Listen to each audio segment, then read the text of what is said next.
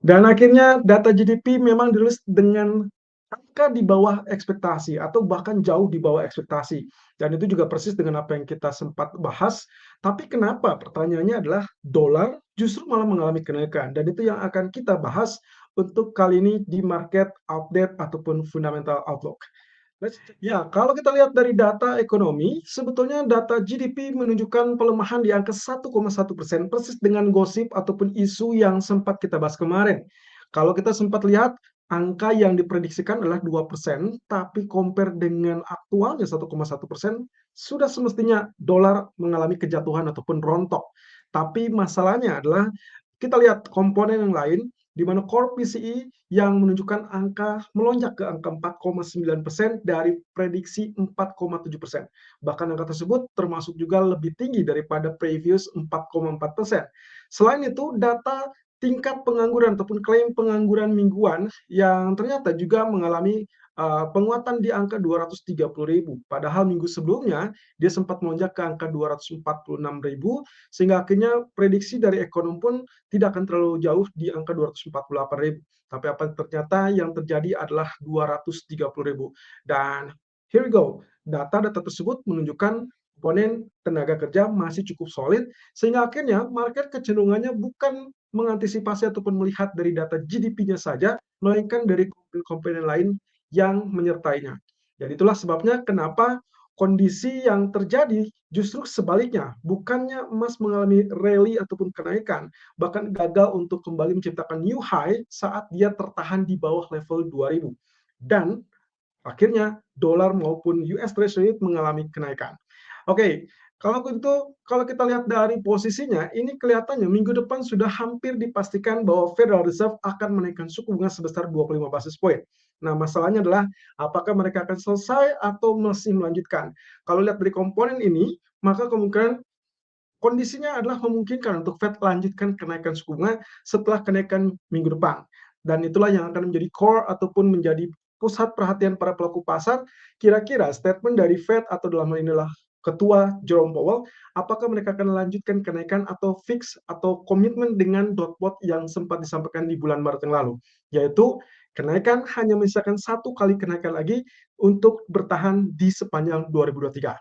Ya, kemudian angin segar ternyata dari Amerika, yaitu terkait dengan kemungkinan penyelamatan First Republic. Kalau misalkan sebelumnya kita mendapatkan kabar bahwa pemerintah enggan untuk melakukan intervensi, kali ini angin segar menunjukkan bahwa ada kemungkinan pemerintah pun ikut serta untuk setidaknya membantu jalan keluar atau mencarikan solusi bagi First Republic. Dalam hal ini yang paling penting adalah mencari peminat untuk portofolio ataupun ya kita sebut saja dengan bond ataupun obligasi yang ditawarkan oleh First Republic. Ya mau tidak mau mereka membutuhkan dana tersebut untuk membantu likuiditas.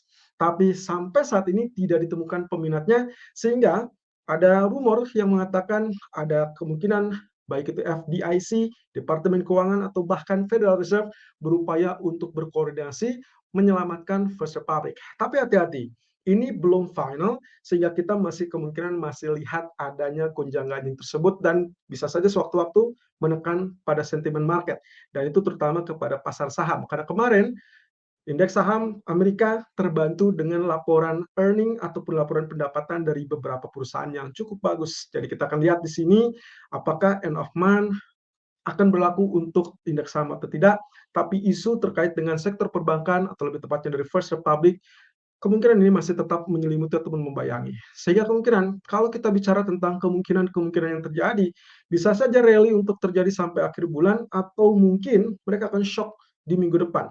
Karena keputusan tersebut masih belum menemukan akar permasalahan ataupun solusi yang paling permanen. Ya, kemudian berita terkait dengan suku bunga. Dan kali ini munculnya dari BOE, Bank of England. Kalau kita lihat dari seminggu terakhir, kita sama sekali tidak melihat data ekonomi dari Inggris, dan itulah sebabnya kenapa pound sterling kecenderungannya berada di sektor sideways. Walaupun misalkan kita lihat sempat mengalami kenaikan, tapi kenaikan tersebut gagal untuk tembus di atas 1.2540-an. Tapi penurunan pun juga tidak berhasil untuk turun lagi di bawah 1.2400.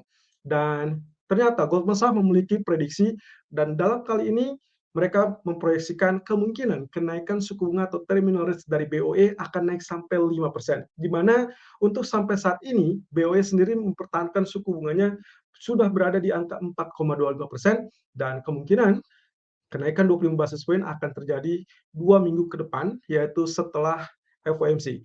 Jadi FOMC tanggal 3 Mei, sementara BOE baru akan melakukan pertemuan kebijakan suku bunga di tanggal 11 Mei. Nah, masalahnya adalah apa yang membuat Goldman Sachs yakin? Salah satunya adalah terkait dengan peningkatan aktivitas ekonomi di Inggris.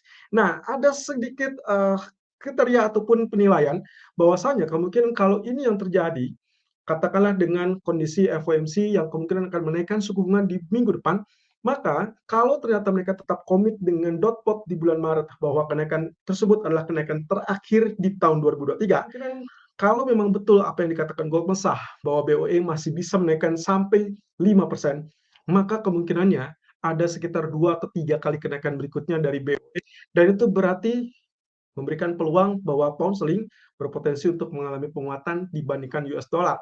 Ini dengan catatan tentunya kalau Fed betul-betul berkomitmen mereka hanya menaikkan 1 kali saja untuk sepanjang 2023 dan akhirnya bisa dikategorikan berhenti dari kategori kenaikan suku bunga. Well, kalau misalkan meleset, katakanlah ternyata Fed memberikan pengumuman bahwa mereka masih sanggup atau bahkan masih yakin untuk lanjutkan kenaikan suku bunga berikutnya, maka kemungkinan penguatan dari pound sterling itu akan gagal terjadi. Karena sebaliknya, dolar lah yang akan mengambil alih dan kemungkinan kita akan melihat tekanan pula di pasar-pasar seperti komoditi emas atau bahkan di crude oil.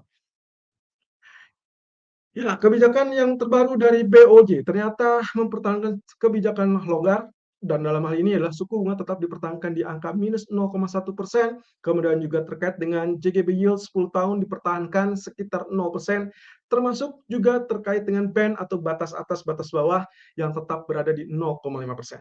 Nah, alhasil kita lihat ternyata USD Japanese Yen mengalami kenaikan sampai level 135,70. Saya jadi teringat dengan 2 minggu lalu kita sempat berandai-andai kalau memang ternyata tidak ada kebijakan yang berubah lalu kemudian mereka tetap bertahan dan juga dengan catatan mereka masih wait and see menunggu apa yang akan dilakukan oleh Fed, maka kemungkinan potensinya kita mungkin saja akan melihat level 137 dalam waktu dekat atau bahkan mungkin 139. Tapi apakah mungkin dia akan rally sampai 140? Apapun bisa terjadi, tapi saya memiliki catatan kemungkinan kita baru akan tertahan di level 136, 137 terlebih dulu, kemudian minggu depan semuanya bergantung kepada Fed dan dalam hal ini adalah pernyataan dari Ketua Jerome Powell. Jadi hati-hati, untuk saat ini USD Japanese Yen sedang mengalami kenaikan, tapi kalau misalkan ada gejala bahwa Fed mulai mengendurkan atau mulai berhenti melakukan kenaikan, maka itulah momentum yang tepat untuk BOJ bergerak. Dalam hal ini mungkin tidak akan langsung merubah kebijakan moneternya, melainkan dari pengaturan YCC atau Yield Curve Control. Ya, untuk data ekonomi malam ini kita akan fokus dengan data core PCE ataupun PCE-nya, lalu kemudian juga personal income, personal spending, dan juga Michigan Consumer Sentiment dari Amerika. Semua datanya berada di akhir pekan dan juga sekaligus akhir bulan, dan itulah yang akan kita lihat. Apakah efek penguatan dolar ini akan terus berlanjut apa tidak?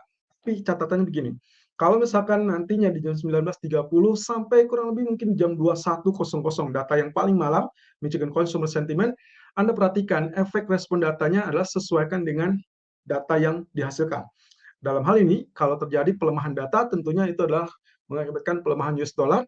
Lalu kemudian juga kalau misalkan datanya ternyata jauh lebih bagus, maka kemungkinan akan tetap mengalami kenaikan. Nah, masalahnya adalah di jam 10 atau bahkan persiapan di jam kurang lebih jam setengah 10, London fixing atau akhir dari sesi London, maka kemungkinan efek dari end of month flows, yaitu penguatan terhadap US dollar, kemungkinan itulah yang akan terjadi. Jadi kalau seandainya data ekonomi menunjukkan pelemahan, kemudian dolarnya mengalami pelemahan, hati-hati di sekitar setengah 10 sampai jam 10 atau bahkan di atas jam 10 malam. Dan dengan catatan bahwa ini kemungkinan akan mengakibatkan penguatan dolar, sehingga kemungkinan efeknya kita akan lihat mungkin saja emas ataupun bahkan pound sterling kembali ditekan atau dipaksa tertekan sampai level support tertentu. Dan itu yang akan kita bahas di live streaming nanti sore bersama saya Irfan. Ya, tantangan terdekat untuk malam ini sampai minggu depan. Tentunya data yang paling dinantikan adalah PCE, personal spending ataupun income dan juga consumer sentiment. beradu dengan end of month flows yang biasanya akan berimbas kurang lebih saat sesi London ditutup atau menjelang penutupan sesi London. Sampai berapa lama? Kadang-kadang bisa sampai akhir sesi New York atau menjelang penutupan sesi New York, tapi semuanya akan pulih kembali. Dan juga jangan lupakan bahwa minggu depan kita akan disoroti adalah terkait dengan FOMC meeting yang akan memberikan pengumumannya di tanggal 4 Mei dini hari waktu Indonesia bagian Barat, dan juga terkait dengan data non-farm di hari Jumat. Jadi kira-kira ada kejutan apa? Semuanya akan sangat bergantung kepada Powell dan juga staff dari Federal Reserve. Sekarang sudah saatnya kita akan mencoba mengakomodir apakah nanti kurang lebih dolar akan tetap melanjutkan penguatan atau justru akan berbalik. Saya rasa kalau misalkan kita asumsikan inilah akhir bulan, akhir pekan, dan juga kemungkinan semakin mendekati dengan pengumuman FOMC, sangat wajar kalau misalkan kita simpulkan bahwa semuanya akan terkait dengan profit taking. Dan juga secara kebetulan adalah penguatan dolar di saat London fixing atau end of month flows yang berakibat kepada penguatan dolar. So, itu yang akan kita manfaatkan, tapi hati-hati dengan level-level resistance ataupun support. Saya rasa walaupun dia ada terjadi rebound untuk emas, untuk pound sterling, hati-hati dengan level resistance yang mungkin masih tetap menjadi PR dan mungkin juga belum tentu akan ditembus. Setidaknya sampai minggu depan.